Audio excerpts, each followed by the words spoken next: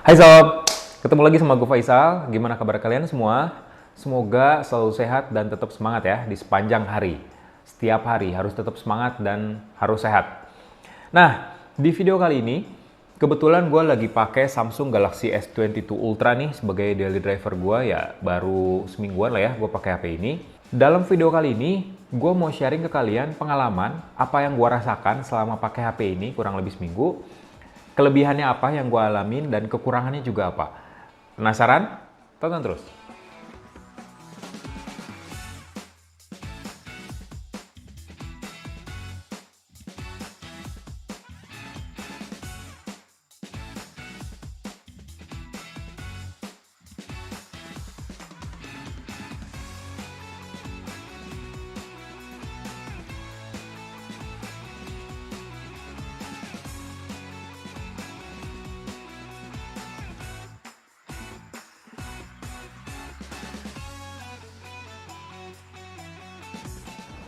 Jadi Samsung Galaxy S22 Ultra yang gue pakai sekarang ini versi yang menengahnya 12GB dan 256GB.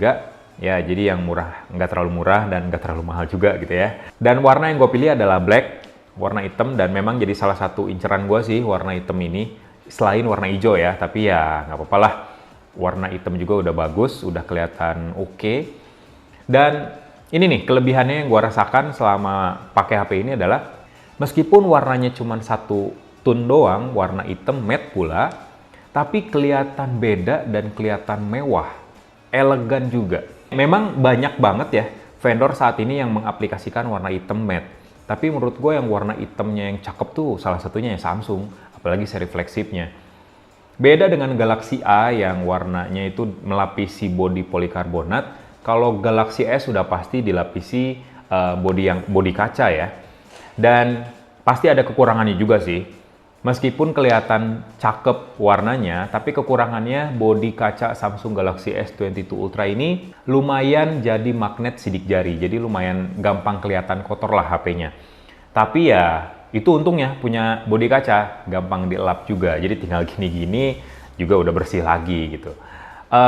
Kenapa gua nggak pakai casing? Ya pertama karena casingnya lumayan mahal gitu ya, dan di paket pembeliannya juga nggak ada casing, tapi ya seenggaknya gue percaya dengan build quality dari Samsung Galaxy S22 Ultra.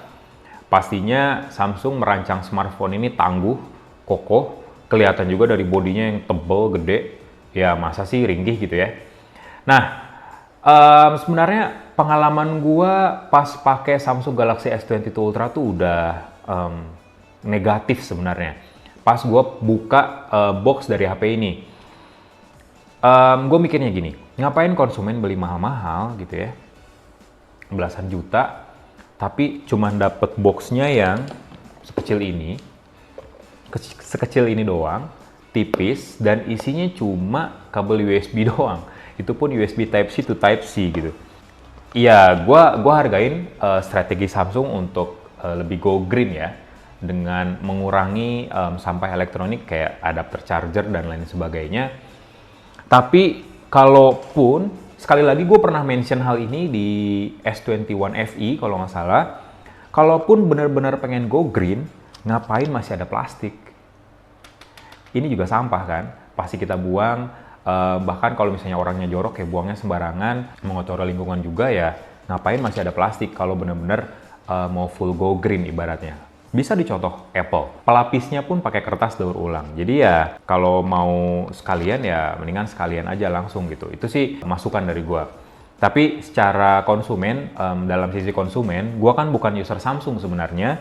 Jadinya pas gua dapat HP ini, ya gua sementara ngecas HP ini tuh pakai charger merek lain. Dan ini juga jadi isu. Karena biasanya dan gue rasakan juga teknologi fast charging dari Samsung Galaxy S22 Ultra ini kan udah 45 watt. Kalau pakai adapter charger merek lain, contohlah kayak Xiaomi, Oppo, dan lain sebagainya, otomatis fast chargingnya nggak nyala. Karena biasanya beda tuh ya teknologinya.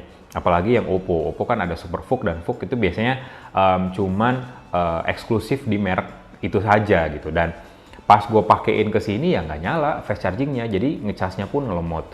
Otomatis konsumen yang sebelumnya bukan user Samsung dan beli ke sini S22 Ultra harus merogoh kocek lagi buat beli adapter charger. Nah, itu sih pengalaman negatif gue saat menerima HP ini di meja redaksi. Tapi ya kelebihannya tadi, gue suka dengan desain smartphone ini dan ya itu jadi nilai plus dan nilai minus juga sih. Kalau secara desain sebenarnya smartphone ini tuh gue suka sebenarnya sama smartphone ini desainnya. Ya seperti yang gue bilang tadi, premium, elegan, ya pokoknya hal-hal yang terkait dengan mewah, terus wah, elegan, premium, melekatlah di desain Samsung Galaxy S22 Ultra. Cuman kurangnya nih, kalau menurut gue pribadi, subjektif, smartphone ini tuh punya form factor, punya bentukan yang mirip banget sama Galaxy Note 20 Ultra. Body ngotaknya tuh, wah persis banget sih. Ini kalau direndengin nih, bagian depannya, ini S22 dan Galaxy Note 22 Ultra, pasti ada kemiripan yang bikin kita bingung. Ini mana yang S22 Ultra, mana yang Galaxy Note 22 Ultra. Perbedaan signifikan antara keduanya ada di bagian belakang. Kalau di Galaxy Note 20 Ultra itu ada bingkai kameranya, kalau di S22 Ultra itu nggak ada bingkai kameranya. Jadi cuman ada lingkaran kamera aja yang diletakkan di sudut kiri atas bodi. Jadi nggak ada bingkainya lagi. Ini desain yang baru kalau menurut gua dan mungkin bakal jadi tren juga untuk smartphone Samsung berikutnya. Smartphone dengan desain kamera tanpa bingkai, jadi cuma lingkaran kameranya aja. Secara penggunaan sebenarnya smartphone ini gede banget kalau menurut gue ya. Ini bulky, bongsor, apalagi ukuran layarnya kan udah 6,8 inci, jadi ya lumayan gede lah. Dan kurang nyaman juga sejujurnya buat dikantongin di celana. Jadi gue saranin dan gue biasanya juga pakai HP ini dan nyimpen HP ini tuh di dalam tas, pakai pouch gitu, pakai dompet khusus, ataupun di dalam jaket. Jadi gue jarang naruh HP ini di kantong celana karena nggak nyaman, kegedean. Masih soal desain, ini yang gue salut, S22 Ultra sekarang udah embed S Pen di dalamnya. Jadi posisinya pun persis banget sama Galaxy Note 20 Ultra. Ini tuh kayak Galaxy Note yang dilebur sama Galaxy S, akhirnya dilahirin lah jadi S22 Ultra. Ya mungkin Galaxy Note benar-benar dimatikan oleh Samsung. Dan kedepannya mungkin S23, S24, dan seterusnya ya bakal ada S Pen di dalamnya ya. Dan bentuknya pun beda dengan S22 maupun S22 Plus. Kalau dua seri sebelumnya kan lebih kayak ponsel biasa ya, kayak S21 FE lah bentukannya. Ada lengkungan-lengkungannya yang bikin HP-nya tuh nyaman digenggam. Kalau ini tuh bentukannya ngotak, gede, dan ya lebih nyaman pakai dua tangan. Nah, layar smartphone ini tuh wah asli cakep banget. Layar Samsung tuh udahlah nggak usah diragukan lagi kualitasnya. 6,8 inci Dynamic AMOLED 2X, generasi terbaru, resolusinya QHD+ alias 3K. Nikmat mana yang kalian dustakan? Wow, asli smartphone ini tuh punya layar yang berkualitas yang bikin kita nagih banget buat nonton film resolusi tinggi, menikmati gambar resolusi tinggi, main game HD, main game dengan grafis tinggi maksudnya. Apalagi refresh rate-nya udah 120 Hz adaptif dari 1 sampai 120 Hz. Selain canggih, ya refresh rate adaptif ini bikin daya baterainya jauh lebih efisien, jadi nggak boros-boros banget. Kebayang borosnya kalau nggak pakai adaptive refresh rate, layarnya udah AMOLED, gede pula, terus resolusinya tinggi, pasti ngabisin daya nih layar-layar kayak gini. Cuman dengan adanya adaptive refresh rate, seenggaknya daya baterai bisa tertolong biar nggak boros-boros banget, nggak boncos-boncos banget lah. Secara desain memang mirip-mirip bagian depannya, sekali lagi dengan Galaxy Note 20 Ultra, ada punch hole di bagian atas sebagai tempat buat kamera selfie. Bezelnya kiri kanan atas bawah udah pasti sempit banget, tipis banget, dan gue suka. Hebatnya lagi karena dia udah dilapisin sama Gorilla Glass Victus generasi terbaru, makanya Samsung pede nih, nggak ngasih lapisan plastik alias atau lapisan pelindung kaca di paket pembeliannya. Jadinya ini polosan aja gitu, nggak ada tempered glass atau kayak ya lapisan plastik yang ngelapisin kaca gitu, nggak ada. Ya memang udah kuat sih ya Gorilla Glass Victus generasi terbaru ini, cuman karena HP ini mahal, jadi gua saranin buat kalian pengguna S22 Ultra buat pakai hydrogel yang lebih tipis, lebih nyaman, ataupun tempered glass kalaupun ada, ya minimal kita nggak terlalu was-was lah pas pakai HP ini gitu. Nah, beralih ke audio juga jadi salah satu sektor yang gue favoritkan di S22 Ultra. Asli, suaranya tuh empuk, dari suara low, mid, high-nya kedengeran dengan sangat jelas, dengan jernih, meskipun volumenya gue tingkatin ke maksimal. Jadi speakernya udah stereo di bagian bawah yang utama, dan speaker bantuannya gabung sama earpiece di bagian atas. Suaranya seimbang. Meskipun ada di sini di bagian atas layar, nggak di atas bingkai, cuman keluaran suaranya seimbang. Enak banget buat dipakai main game, nonton film di Netflix ataupun Disney Hotstar, ataupun nonton YouTube. Suaranya tetap bagus keluarannya. Top.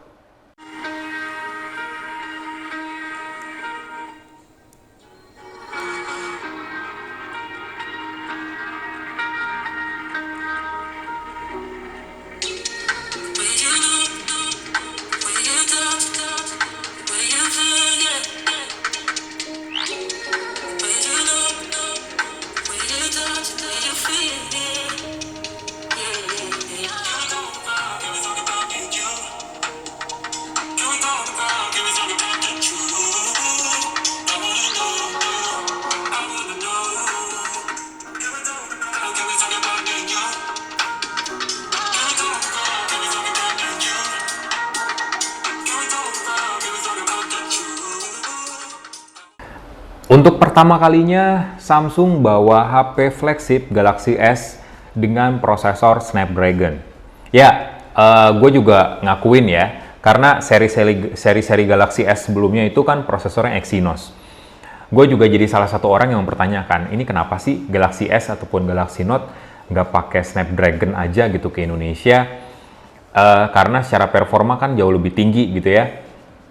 Apalagi pas seri kapan gitu ya, yang Exynosnya tuh peningkatannya nggak signifikan, bukan seri sebelumnya ya, tapi ada beberapa seri sebelumnya yang gua rasa jauh banget ketinggalan dengan Snapdragon saat itu.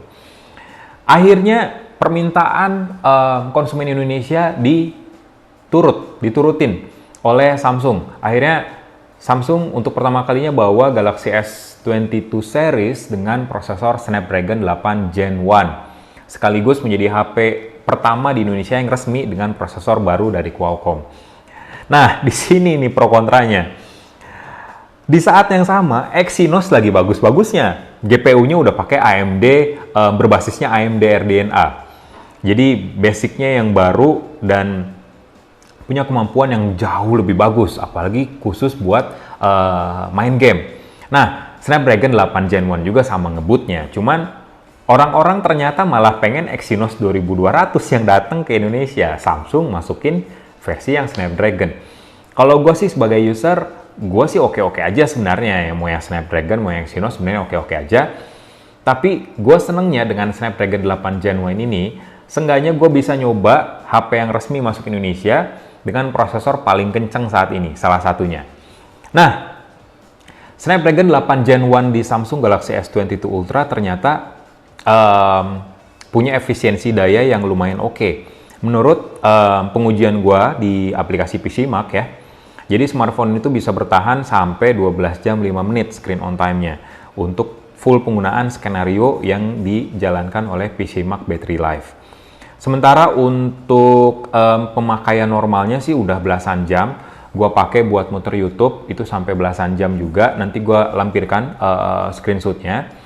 Dan gue udah pakai main game juga bisa sampai kurang lebih, main game dan penggunaan normal ya, sampai baterainya 5% itu kurang lebih 9 jam. Which is itu juga bagus untuk baterai sebesar 4500 mAh. Kenapa gue bilang Snapdragon 8 Gen 1 ini punya efisiensi daya yang bagus? Karena sistem operasi Samsung One UI terbaru Android 12 ini seperti punya skenario yang bikin um, performa dari Snapdragon 8 Gen Y ini nggak selalu maksimal, nggak selalu 100% mengeluarkan tenaganya gitu. Jadi 100% tenaga itu biasanya dikasih pada saat untuk main game berat, editing video, rendering, dan lain sebagainya. Tapi untuk scrolling medsos, ngetik, kerja di HP ini tuh ya pakai clock speed yang rendah aja, dan itu yang bikin dayanya efisien. Kenapa? Karena gua tes di AnTuTu Benchmark versi terbaru, versi 9. Smartphone ini tuh cuman mencatatkan skor 892 ribuan aja. Jauh tertinggal dengan HP Snapdragon 8 Gen 1 lainnya yang ada di situs resmi AnTuTu-nya ya, yang sampai 900 ribuan ke atas, bahkan sampai 1 juta poin nilainya. Ya menurut gue sih ini udah kenceng ya, karena masih berasa gesit aja smartphone ini, mulus, multitasking juga lancar banget. Tapi ya memang secara skor, kalau misalnya kita ngelihat skor, memang lebih kecil daripada HP Snapdragon 8 Gen 1 lainnya di luar sana yang belum masuk ke Indonesia. Tapi seenggaknya kita diganjar dengan efisiensi daya baterai yang mantep banget. Di awal gue udah bilang kalau sisi negatif dari smartphone ini yang gue rasakan adalah nggak ada adapter charger. Akhirnya ya gue dapet lah adapter charger bawaan Samsung, tapi yang 25 watt, yang ukurannya kecil tuh, buat nyoba kecepatan charging dari smartphone ini. Jadi kecepatan charging dari smartphone ini tuh 45 watt untuk fast chargingnya by kabel, wireless chargingnya 15 watt, dan wireless power share-nya juga ada. Sementara untuk baterainya tadi adalah kapasitasnya 5000 mAh. Cukup gede buat smartphone sejumbo ini, 6,8 inci.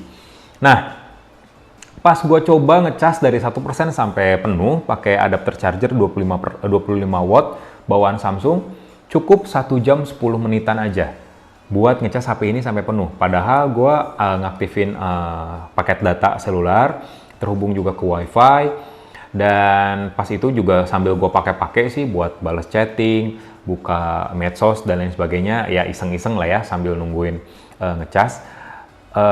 Ya menurut pengalaman gue sih ini lumayan kenceng ya, 1 jam kurang lebih untuk baterai 5000 mAh dengan fast charging, adapternya 25 watt. Gue belum coba dengan adapter fast charging yang 45 watt, tapi seenggaknya seharusnya sih jauh lebih cepat ya dibandingin dengan 25 watt. 1 jam 10 menitan ya menurut gue itu udah lumayan bagus, lumayan cepat. Kita bisa ngecas HP sejumbo ini dengan waktu yang singkat. Hal favorit gue yang ada di Samsung Galaxy S22 Ultra adalah kameranya sob. Waduh, kameranya asli nggak ada celah deh. Kameranya tuh banyak banget kelebihannya. Dari mulai spesifikasinya, fiturnya, terus juga dari S Pen-nya juga. Wah, gua seneng sih sama kualitas kamera dan hardware kamera dari smartphone ini. Kamera utamanya udah pakai 108 megapiksel sensor terbaru yang udah didukung sama OIS. Jadi kamera smartphone itu OIS-nya banyak loh ternyata. Terus juga ada kamera ultrawide 12 megapiksel, ada kamera telephoto 10 megapiksel dengan OIS yang punya kemampuan 3 kali optical zoom. Lalu juga ada kamera periskop 10 megapiksel dengan OIS juga dan punya kemampuan optical sampai 10 kali. Wah, gokil sih. Nanti gue liatin foto-fotonya, nanti diliatin sama editor. Ada foto-fotonya gue udah motret, bagus-bagus juga. Sementara untuk kamera depan 40 megapiksel. Secara kualitas, sebenarnya karena baru seminggu pakai, secara kualitas sih gue seneng banget dengan kualitas dari smartphone ini, kameranya. Motret ultrawide cakep, normal cakep, perbesaran 3 kali bagus banget berkat telefotonya, dan perbesaran 10 kali optikalnya tuh aduh cakep banget asli. Hasil gambarnya tetap detail, tetap jelas, warnanya tuh vivid, bagus gitu ya, dan dynamic range-nya juga lumayan luas. Yang gue apresiasi adalah kemampuannya yang optical zoom 10 kali. Gue motret awan, terus motret objek dari jauh, itu kalau diperbesar lagi, hasilnya masih tetap detail. Keren loh, ini peningkatan yang sangat signifikan yang dikasih Samsung ke S22 Ultra. Secara kualitas emang nggak usah diragukan lagi lah, khusus untuk kamera dari smartphone ini ya. Masa smartphone flagship kualitas kameranya kaleng-kaleng kan nggak mungkin. Nanti gue liatin foto-fotonya, nanti ada. Jadi gue coba juga ke night mode. Nah, ini night mode. Night mode pun jadi salah satu keunggulan dari Samsung Galaxy S22 Ultra. Karena dengan mode malam, kita bisa motret di semua konfigurasi kamera. Dari ultra wide, kamera utama, telefoto, sampai periskop. Bisa motret semua pakai mode malam dan hasilnya bagus juga. Wah, cakep sih ini HP nih. Meskipun kita nggak pakai mode malam, hasilnya pun sama terangnya. Mode malam tuh ibaratnya kayak mempercantik fotonya aja biar jauh lebih detail dan warnanya keluar. Tapi kalau misalnya kita pakai mode foto biasa, pas buat motret malam, hasilnya memang nggak sebagus mode malam, tapi tetap bagus di mata dan tetap bisa dinikmatin. Cakep banget, serius. Ya memang gue baru sebentar pakai HP ini, tapi gue rasa kekurangan yang gue tadi sebutin kayak nggak ada adapter charger, terus kekurangan minor seperti desainnya yang mirip Galaxy Note 20 Ultra, asli ini mirip banget. Memang bisa kalian pertimbangkan juga apakah mau upgrade atau enggak gitu ya. Tapi secara spek, secara fitur, secara hardware-nya, build quality, apalagi kemampuan kameranya, ini nggak usah diragukan lagi. Gua salut dengan Samsung, udah sukses mengembangkan smartphone yang punya kualitas flagship, benar-benar flagship. Dari mulai spesifikasinya yang terbaru, Snapdragon 8 Gen 1, terus RAM-nya yang lega banget 12 GB, laptop gua aja malu, PC ini aja malu banget ngelihat RAM HP ini yang 12 GB. Storage-nya yang sampai 512 GB, terus juga kameranya yang sangat berkualitas 108 megapiksel dengan OIS, telefoto, periskop juga sama OIS. Kualitasnya nggak usah diragukan lagi, bisa motret di banyak kondisi siang, sore, malam dengan kualitas yang oke. Terus juga baterainya yang ternyata efisien. Ini lumayan awet untuk sekelas flagship ukuran jumbo, ini awet loh. Apalagi kan prosesnya Snapdragon 8 Gen 1 yang terkenal powerful gitu ya. Hebatnya sih One UI terbaru ini bikin prosesor tersebut bekerja secara efisien biar daya baterainya tuh bisa tahan lebih lama. Dengan harga belasan juta, menurut gua smartphone ini ya untuk 12256 itu kan 18,9 juta. Menurut gua kalau untuk orang yang benar-benar pengen upgrade ke flagship dan bisa dipakai sampai 2-3 tahun ke depan, smartphone ini bisa jadi pilihan. Kalau misalnya modalnya tipis, kalian bisa pilih yang 12, 21, 28 GB, 17,9, ataupun nggak tanggung-tanggung, beli yang 512 GB sekalian, 20,9 jutaan. Itu aja pengalaman gue, kayak mini review smartphone ini setelah 1 minggu kurang lebih pemakaian. Mohon maaf apabila ada kesalahan kata, kekurangan yang gue ucapkan. Semoga kalian selalu sehat dan tetap semangat. Gue Faisal, nuhun sob.